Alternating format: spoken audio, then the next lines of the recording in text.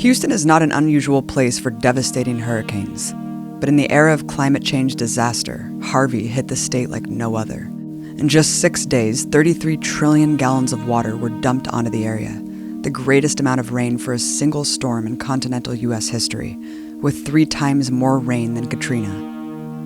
The catastrophic flooding destroyed thousands of homes and left many areas of Houston in ruins. But these homes all have something in common. Like the devastated neighborhood I visited in Northeast Houston, low-income, Black and Latino residential areas are what is known as fence-line communities, or those in the highest risk borders of flooding and pollution. To learn more, I talked to an expert on fence-line communities, Dr. Robert Bullard, Distinguished Professor of Urban Planning and Environmental Policy at Texas Southern University. Well, if you look at, Houston is a petro capital, and it's has lots of industries, and many of the communities that are near the refineries and petrochemical plants along the ship channel, many of them are also in areas that's prone to flood, and so you get this, people who are living in areas that's affordable, areas that because of residential segregation, because of housing discrimination, in many cases people are forced to live in areas that are risky and very vulnerable, not just to storms like Harvey or these monster hurricanes, but also just with downpours. Harvey was different is that it spread the pain. It kind of like democratized the suffering, but yet still, when you look at it, the communities that have few resources and few bank accounts that can allow them to bounce back quickly. That's how it's hit them the hardest, because they don't have the cushion to make them more resilient. Right, the recovery certainly was not democratized, Professor, as we know. Let's talk about how urban planning and gentrification has exacerbated these fence-line communities and vulnerable communities. Well, Houston is a city that in many cases defies logic in terms of where things get built and how they get built, and the whole idea of where investments go.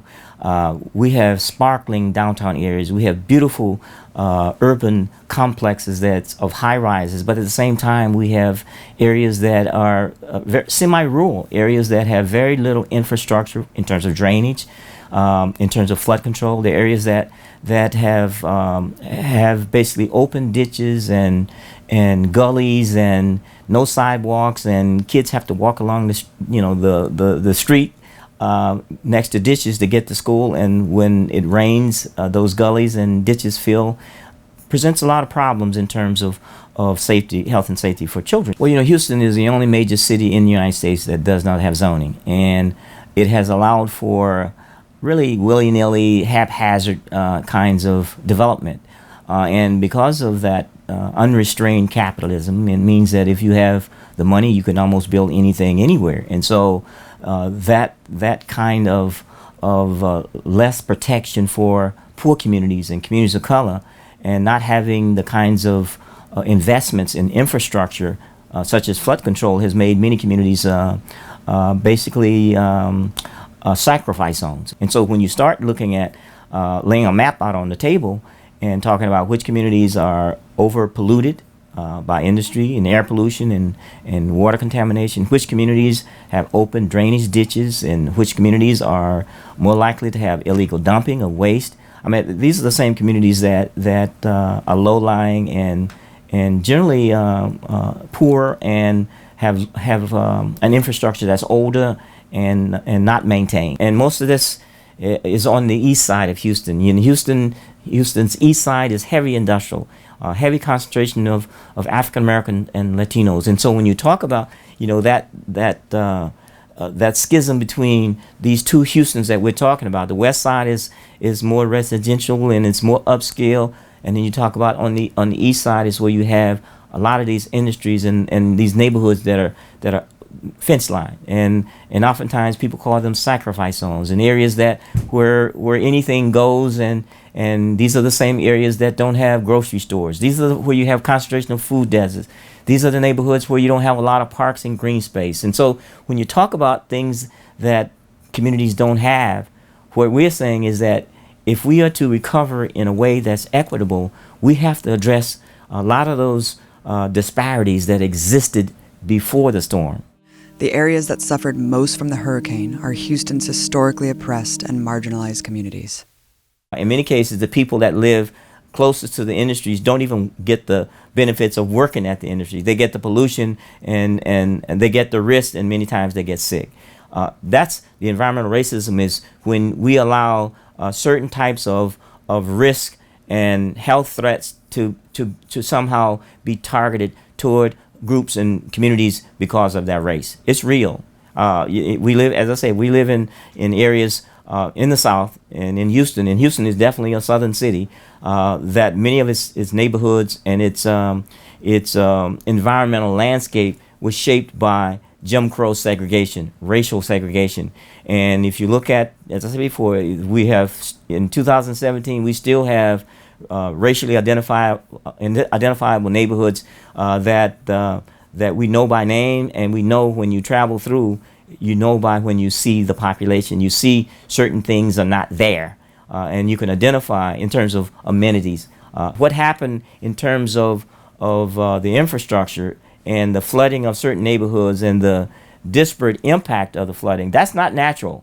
You know, that's an unnatural disaster. The political dynamics involved in pushing people toward risk and not allowing certain communities to have the benefits of infrastructure improvements, that's not natural. That's unnatural. Racism is unnatural. It doesn't make sense. It's an illness. It becomes a mental health issue. But it's not just poor residential areas that were treated so inhumanely, and even more marginalized sectors treated with similar heartless disregard. I talked to Azzurra Crispino, co-founder of PAPS, Prison Abolition Prisoner Support, to find out what happened to Houston's incarcerated population.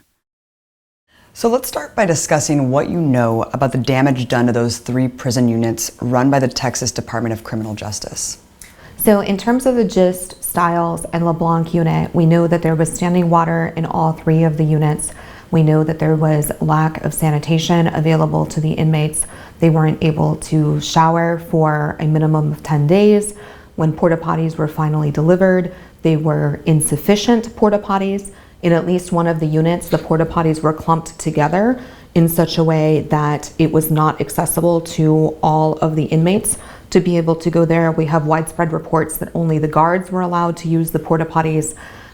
So men are obviously having to make do in terms of sanitation however they can. So you mentioned the evacuees. What happened to them? We know from an activist who went to visit inmates in Ferguson unit that more than 500 men were evacuated to this unit.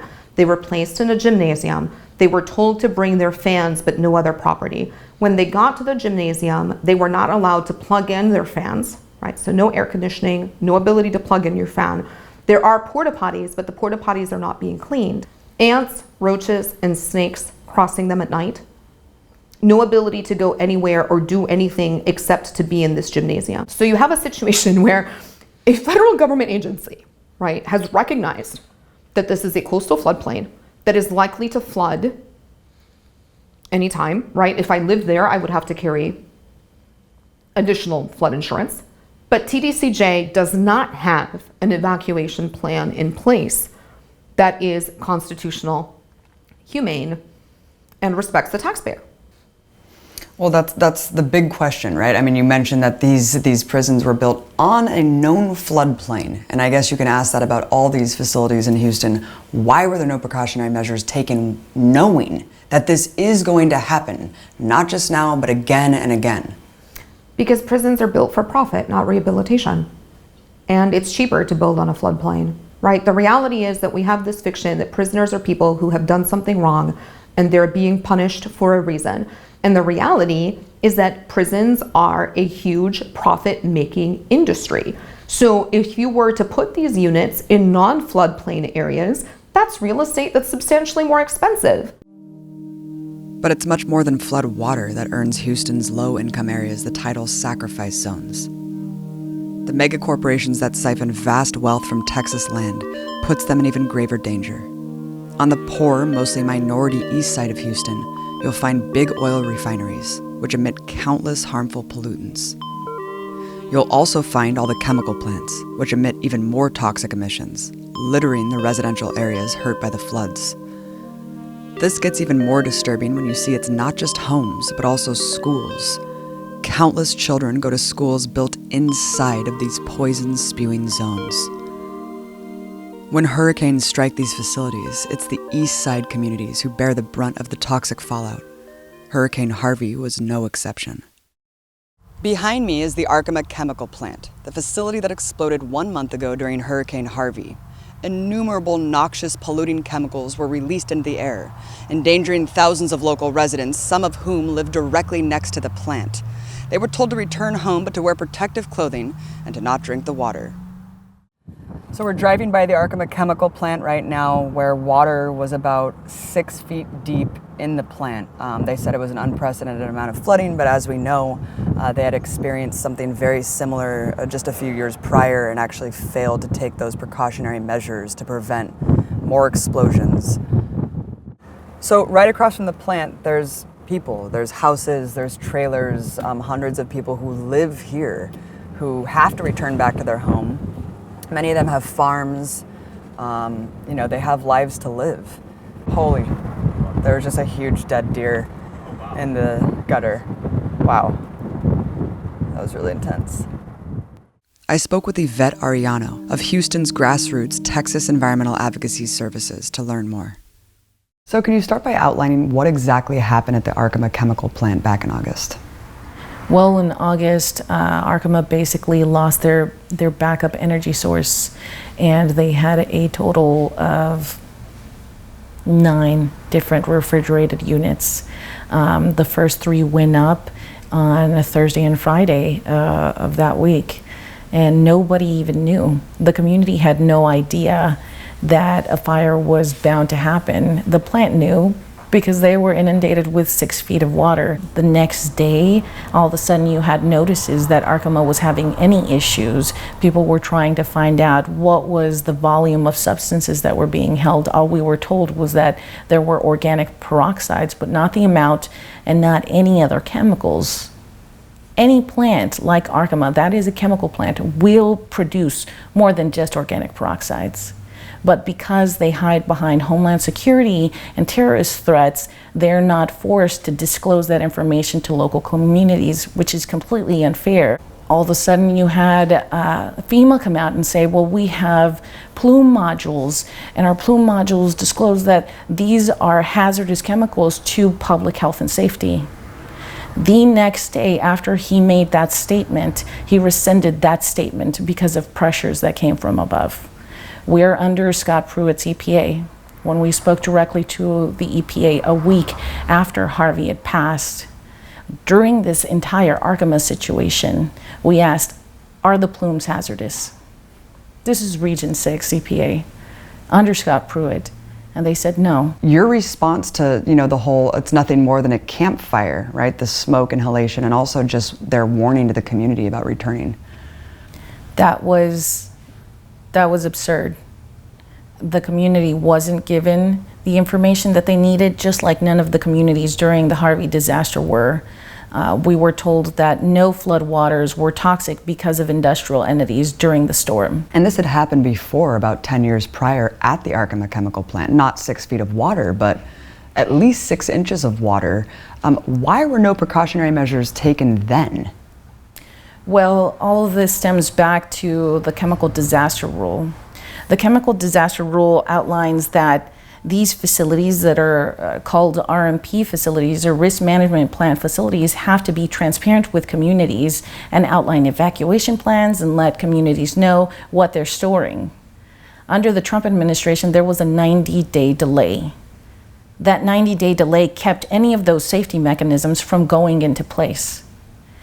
After the 90-day delay, everyone was very hopeful that the mechanisms would go into place, and all of a sudden we were slapped with a 20-month delay. That was beyond belief. We're talking about common sense policies that protect our communities. And of course they're not going to be in favor of it, because then they'd not only lose revenue, but they would have to put in safety mechanisms, and that costs money. But still, I mean, it seems like such a measly amount of money when the owner is a multi-millionaire, and we're really just talking about putting these bins or vats up on stilts. There is no enforcement. Under the TCQ, which is the Texas Commission of Environmental Quality, their head is basically appointed by Governor Greg Abbott, or whoever the governor is at the time. A governor who sued the EPA over 28 times, a governor who is a climate denier, a governor who receives a ridiculous amount of money from oil and gas and petrochemical industry in general. So when you have that amount of influence, you're going to protect your best interest, which in that situation is money. And I think the part that shocked at least me the most was that we're at a point of this high stage capitalism where CEOs of chemical plants can just sit back how many years after Fukushima and say, we're just going to sit back and watch this explode because we can't do anything else. That's insane. Any single time that there is a chemical fire along the ship channel, first responders are never fully trained on how to deal with chemical fires, and they're told to allow anything, any substance it is, and most of the time they have no idea what's even burning. We still have no idea what burned at Arkham. There's no information that's come out. The information that was relayed to the community is old, it's outdated. None of it's up to date. It's not just Arkham, it's Exxon, it's multiple other petrochemical, big oil companies that basically dominate the state, Yvette. And Exxon also had refineries damaged during Hurricane Harvey and released massive amounts of pollutants in the air. I mean, can you give us just kind of a general assessment of what kind of pollution was emitted from these companies during the hurricane? Right behind you is a running list of just the amount of emissions that we were able to track, and we stopped at 5 million in excess pounds of fugitive emissions that were let off into the communities affected by Harvey. 3 days after the storm, we took an aerial tour all the way from the east side of Houston to Port Arthur, and not only saw Shell Deer Park Terminal, ExxonMobil, Chevron, and the Motiva plant.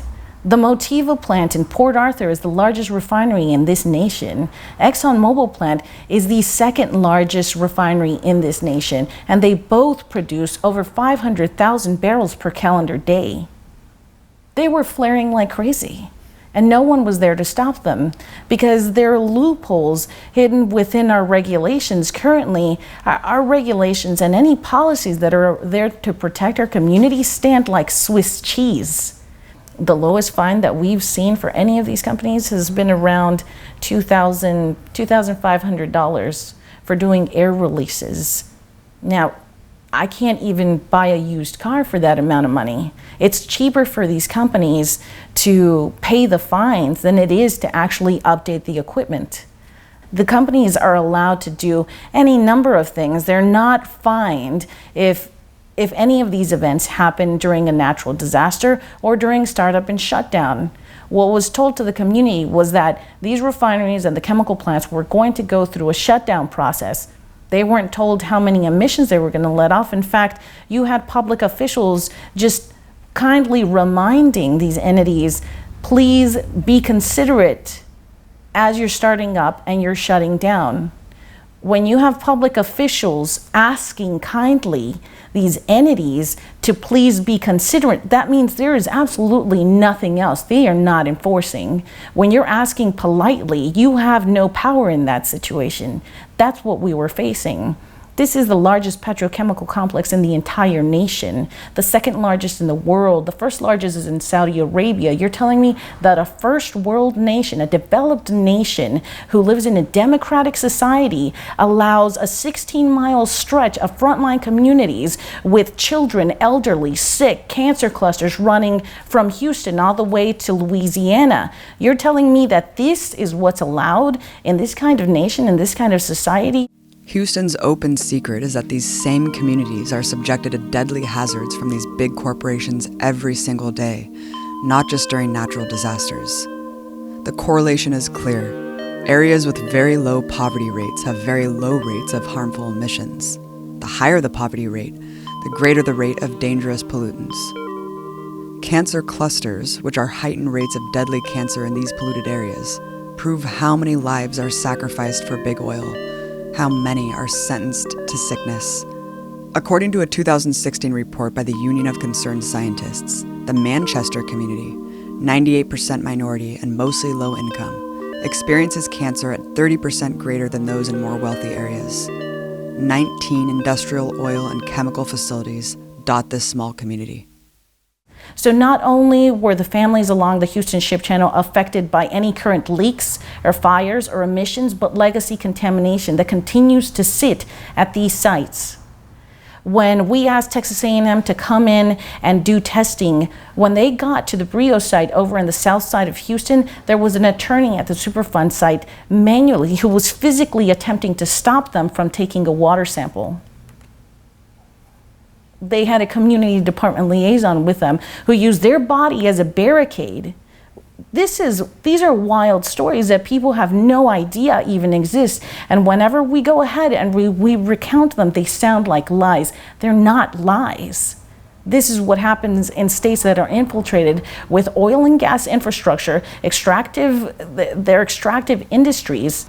Everyone is affected. Everyone in Houston sits under a benzene plume. Houston has never even met the federal air quality standards since the Clean Air Act's establishment. Let's talk about how this all happened. Let's talk about urban planning. Let's talk about gentrification and how basically this concrete jungle was built on a swamp and how that's affected this. This entire area wasn't meant to be inhabited by people in general. Most of the bayous, Houston is nicknamed the Bayou City, but most of our natural waterways and bayous were covered in order for development to even start. The communities of Manchester, of Clinton Park, of the 5th Ward have always been predominantly communities of color. The Houston Ship Channel was originally only 10 feet wide, 4 feet deep, and it wasn't until oil and gas infrastructure started coming in after the discovery of oil in Corsicana and Spindletop, Texas in 1901. What Houston saw was throughout Goose Creek and the Houston Ship Channel, hundreds of oil derricks and pumps just coming straight out of the ground. So from 1901 to 1906, you have oil and gas just infiltrate the entire area. We didn't export any of this. Originally, it was cotton. It's the South. So the communities that also outlined the Houston Ship Channel were going to be your historically black communities. Slavery, cotton, the exportation of cotton, historically black neighborhoods. The same ones who continue to have to pay the price. Except now you also have communities that are majority immigrant communities or Latino communities, and you can look down the Houston Ship Channel and see this legacy continue. You have the east side and the west side. On the east side, you have every single refinery worker job, every refinery, any oil infrastructure is going to be there. On the west side of town, you have the densest population for the headquarters of these energy firms. You have BP America sitting on the west side of Houston in their high towers. You have an entire section of Houston called the Energy Corridor. You have the densest amount of headquarters sitting right in downtown, and they're all sitting there with nothing to fear. And you're going to get a lot of resistance, obviously, in a petrochemical big oil town where people are working in the industry. We saw the same thing with the BP oil spill. It seems like there's so much resistance. As you mentioned, these are entrenched red states with climate denial public officials. What can be done to get environmental justice here? We're the only entity down here in this city basically advocating for environmental justice. It's difficult, just like you said. You have an education system that STEM programs, science and math are completely funded by oil and gas interests. where teachers get reprimanded if they talk too long about climate change, where the future of students lies in maritime programs, where they don't necessarily get advanced math or science skills. They get taught how to work a tractor or a pipe.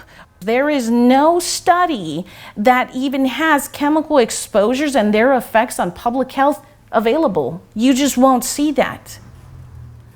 Why? Because you have hospitals in the medical center with wings that are funded by Kinder Morgan, with wings that are funded by ExxonMobil and Shell, and it's not going to happen. Our local universities, as much as you have kind-hearted souls working there, their departments are held at the behest of oil and gas, because as soon as they have any real studies, they'll lose funding. What we do is try to uplift the narrative and the stories, and we try to advocate. And then we get down to the main issue, which is the people who are being sacrificed are the most powerless in this situation. The people who are being sacrificed are also those who lack the influence with public officials. We don't have the amount of PACs or money to basically sway the vote. We live in the deep red South, an extremely racist area in this entire nation. We're not in a post-racial society. We're poor and we're affected, and no one cares.